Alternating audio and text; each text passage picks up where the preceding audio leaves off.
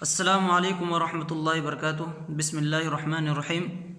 محترم دوستو، خوف کے اقسام اور کرونا وائرس کا اس سے کیا تعلق ہے، اس سلسلے میں چند بنیادی پوائنٹس آپ کے سامنے پیش کروں گا، اور آخر میں اللہ تعالیٰ کا خوف دل میں پیدا کرنے کے کیا فوائد ہیں اور آخرت میں اس کا کیا بدلہ ہے، اس سلسلے میں بھی چند باتیں آپ کے سامنے رکھوں گا۔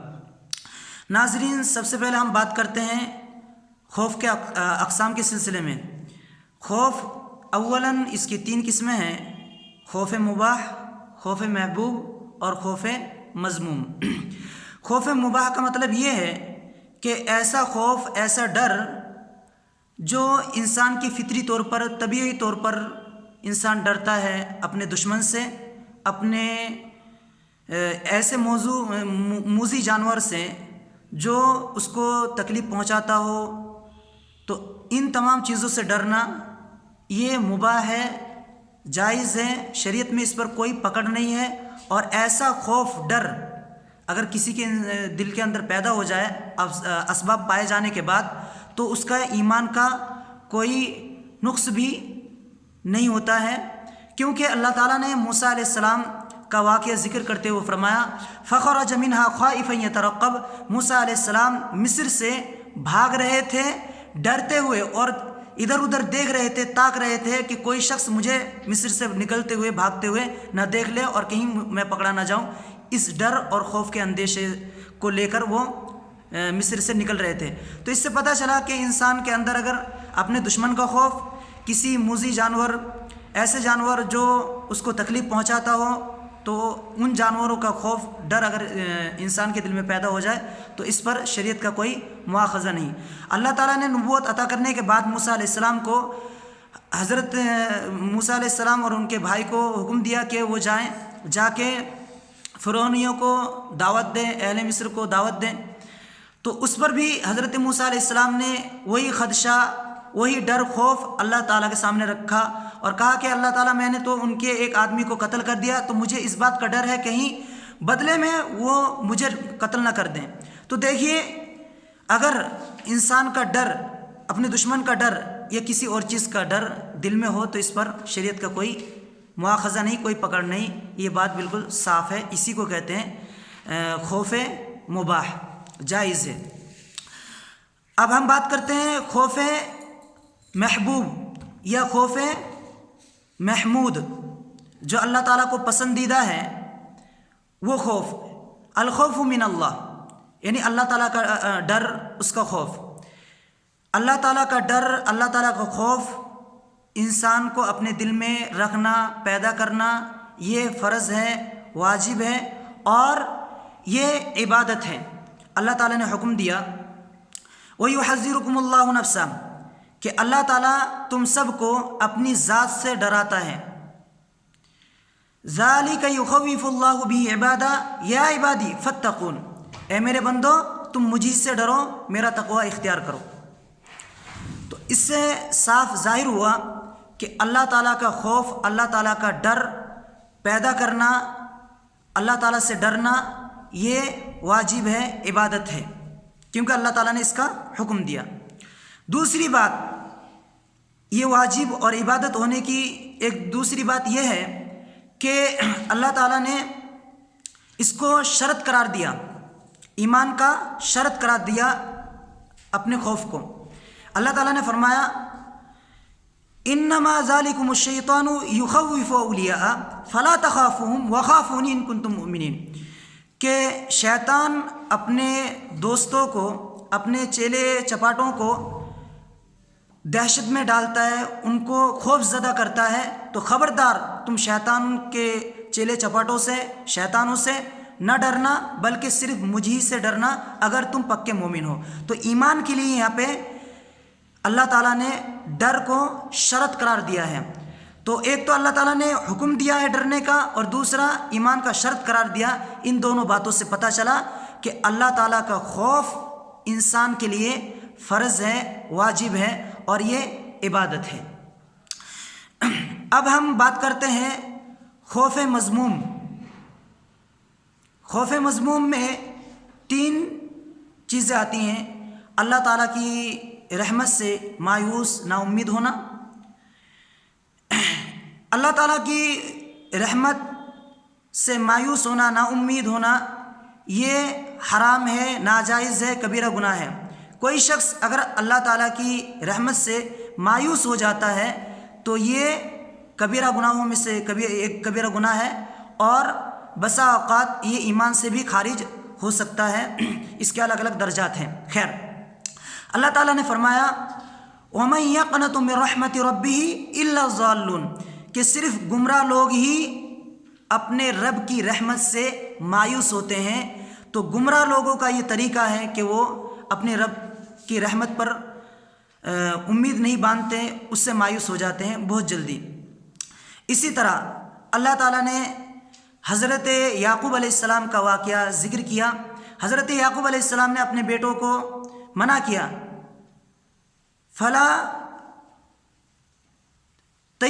لا تیأسوا من روح اللہ، کہ اللہ تعالیٰ کی رحمت سے مایوس نہ ہو، نا امید نہ ہو۔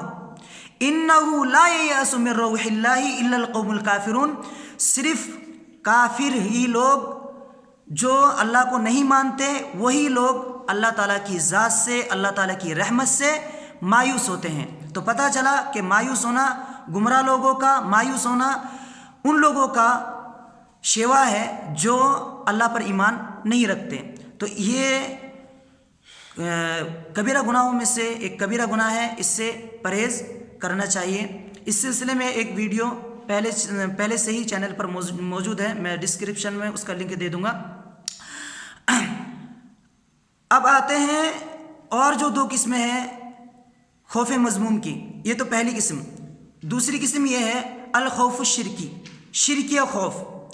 شرکیہ خوف کا مطلب یہ ہے کہ انسان کسی مردے سے، کسی شخصیت سے، کسی پتھر سے، کسی جنگل سے، کسی جن سے یا کسی اور چیز سے اتنا ڈرنے لگے کہ تصرف کا مالک اسے بنا دے، یعنی نفع بھی پہنچا سکتا ہے وہ، نقصان بھی پہنچا سکتا ہے وہ، یہ اعتقاد رکھنے لگے کسی اور چیز کے بارے میں اللہ تعالیٰ کو چھوڑ کر۔ تو یہ کیا ہے؟ یہ شرکیہ خوف ہے۔ یہ خوف اگر کسی بندے کے اندر پیدا ہو جائے گا تو وہ شخص کافر ہو جائے گا، وہ شخص اسلام کے دائرے سے خارج ہو جائے گا۔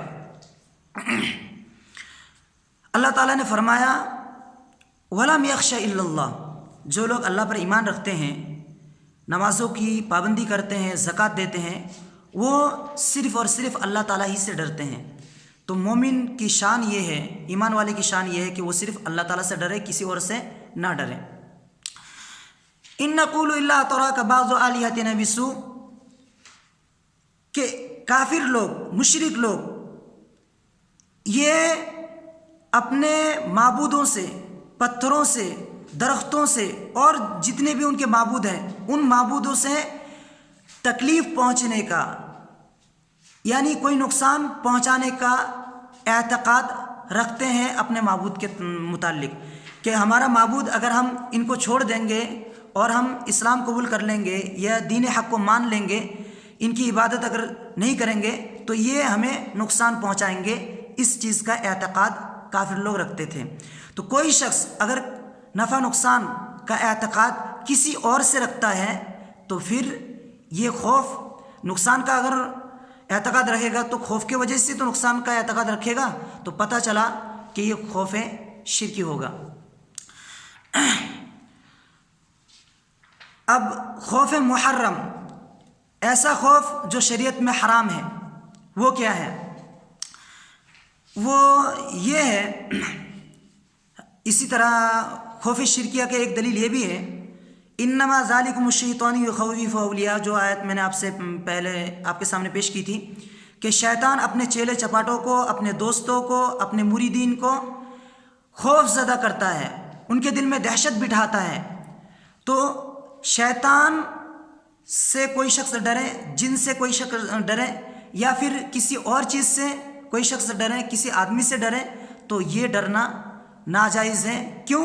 اللہ تعالیٰ نے پھر آگے کہا فَلَا تَخَافُوهُمْ، تم ان شیطانوں سے، شیطان کی چیلے چپاٹوں سے، کسی اور انسان سے ہرگز مت ڈرو۔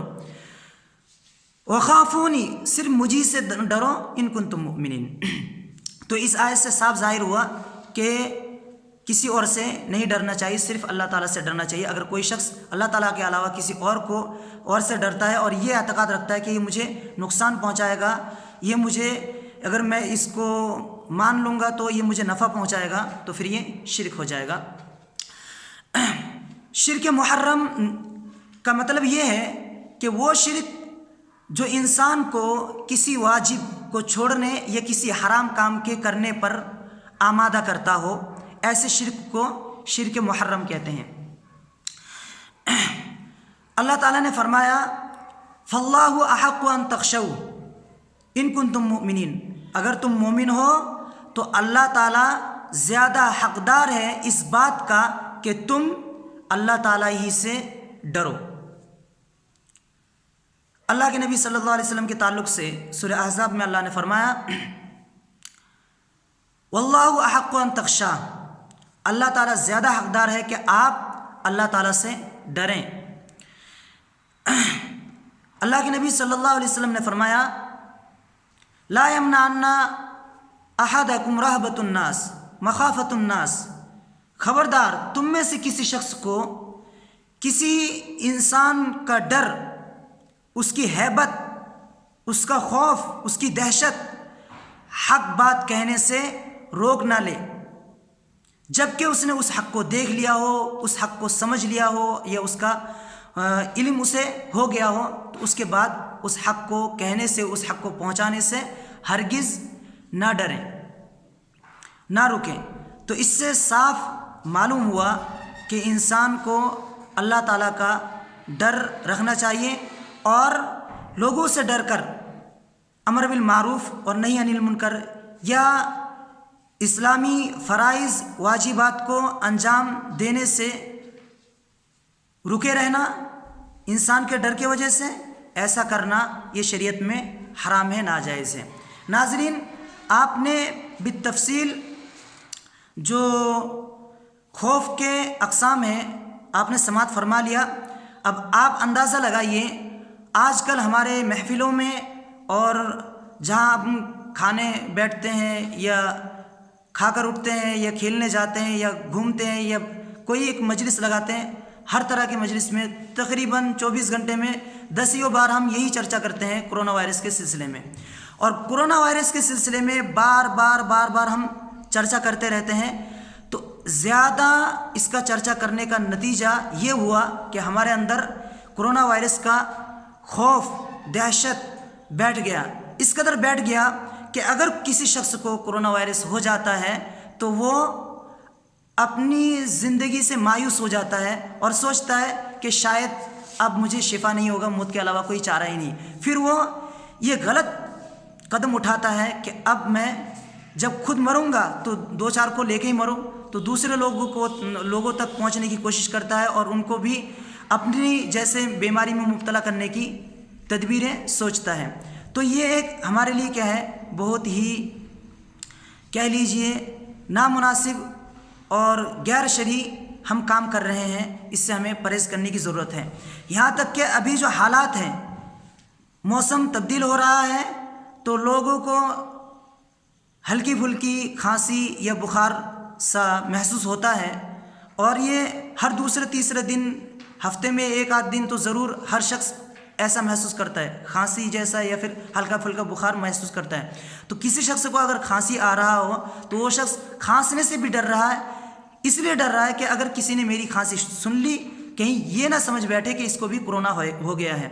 تو یہ ہم نے جو ایک دہشت پھیلا رکھا ہے اور پھر کسی انسان کو اتنا مایوس کر دینا اس دہشت کے وجہ سے، تو یہ ہمارے لیے ایک بہت ہی کہہ لیجئے گناہ اور بہت ہی ناکامیابی کی طرف ہم بڑھ رہے ہیں۔ اللہ تعالیٰ ہماری حفاظت فرمائے۔ دوسری بات، اگر کرونا وائرس کو ہم اتنا زیادہ اہمیت دیں گے، اتنا اس کو بڑھاوا دیں گے کہ اس کو ہم یہ سمجھ بیٹھیں کہ یہ خود بیماری اپنے اندر یہ تصرف، یہ اختیار، یہ قدرت رکھتی ہے کہ جس کو لگ جاتی ہے اس کا قصہ تمام کر دیتی ہے، اور یہ بیماری خود متعدی ہوتی ہے اور دوسروں کو لگ جاتی ہے اپنے اختیار سے، تو ایسا عقیدہ رکھنا اور ایسا سوچ رکھنا یہ بھی کفر و شرک ہے، کیونکہ بیماری اس کے اندر تصرف نفع نقصان پہنچانے کا کوئی ہمت نہیں ہے، اختیار نہیں ہے۔ ہم نے ایسے بھی دیکھا کہ بعض لوگ دروازے کو نہیں چھو رہے ہیں، بعض لوگ کرسیوں کو نہیں چھو رہے ہیں اگر کوئی شخص آ کے وہاں پہ بیٹھتا ہے۔ ایسا کیوں ہو رہا ہے آخر؟ اس قدر ڈر کہ اگر ابھی ایک شخص دروازہ پکڑ کر چلا گیا ہے، میں بھی اگر اس دروازے کو پکڑ لوں گا تو شاید مجھے کسی کا کورونا نہ لگ جائے۔ اتنا ڈر اور خوف، اور یہ سمجھنا کہ دروازہ پکڑ لوں گا تو مجھے بھی کورونا لگ جائے گا، اتنا عقیدے کے اندر جھول آ گیا۔ اللہ ہماری حفاظت فرمائے، ہمارے ایمان کو مضبوط فرمائے۔ ناظرین، کافی لمبی بات بڑھتے چلی جا رہی ہے، میں بات یہیں پہ ختم کر کے اللہ تعالیٰ کا خوف دل کے اندر پیدا کرنے کے کیا ثمرات ہیں، کیا فوائد ہیں، ان پر روشنی ڈالوں گا تاکہ آپ لوگ بھی اللہ تعالیٰ سے خوف اور ڈر اللہ تعالیٰ سے پیدا کریں، اللہ تعالیٰ ہی سے ڈریں، کسی اور سے نہ ڈریں۔ ناظرین،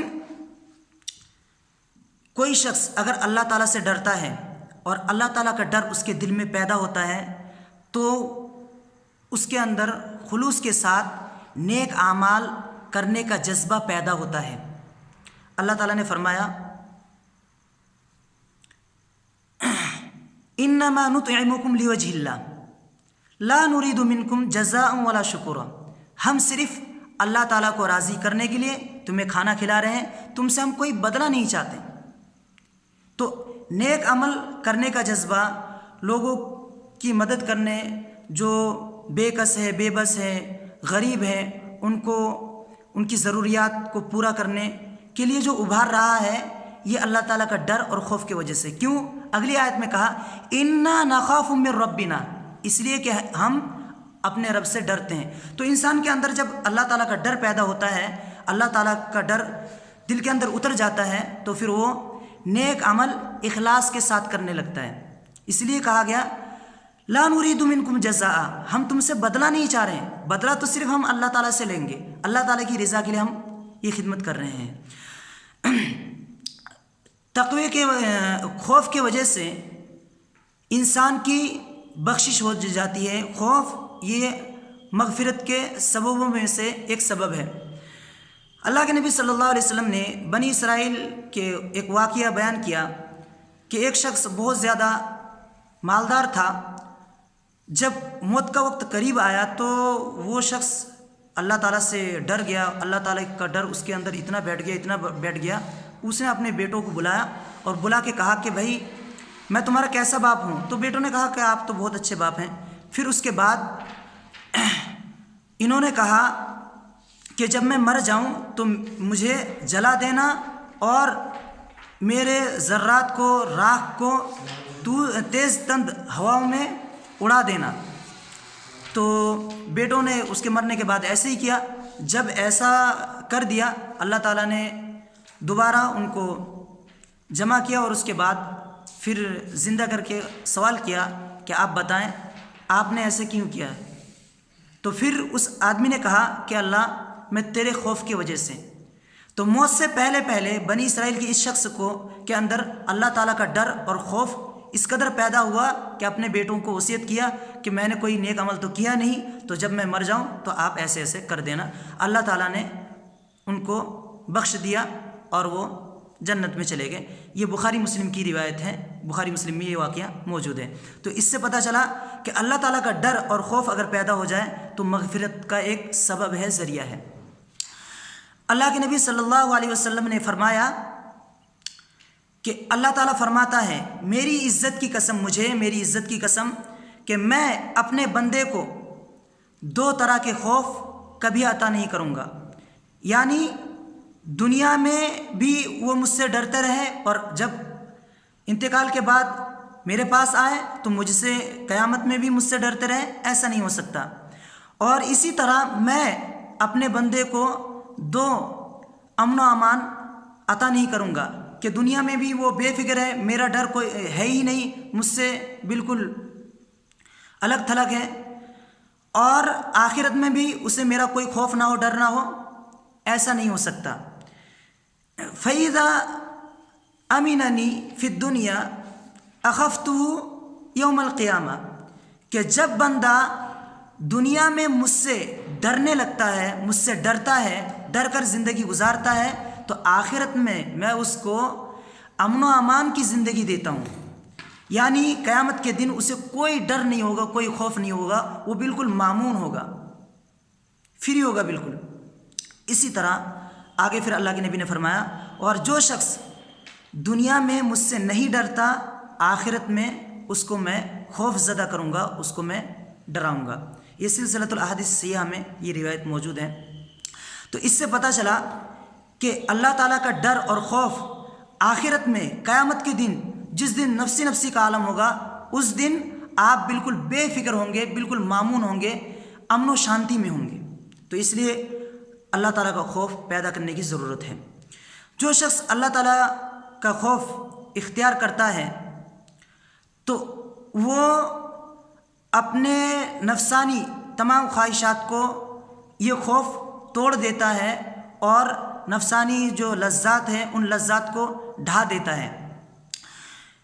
اللہ کے نبی صلی اللہ علیہ وسلم نے فرمایا، جو عرش کے سائے میں 7 آدمی رہیں گے، ان میں سے ایک وہ بھی شخص جس کو ایک عورت، بڑی حسین و جمیل اور خوبصورت مالدار عورت، کسی آدمی کو بلاتا ہے زنا کے لیے، غلط کام کے لیے، تو یہ شخص کیا کہتا ہے؟ انی اخاف اللہ، میں تو صرف اللہ سے ڈرتا ہوں۔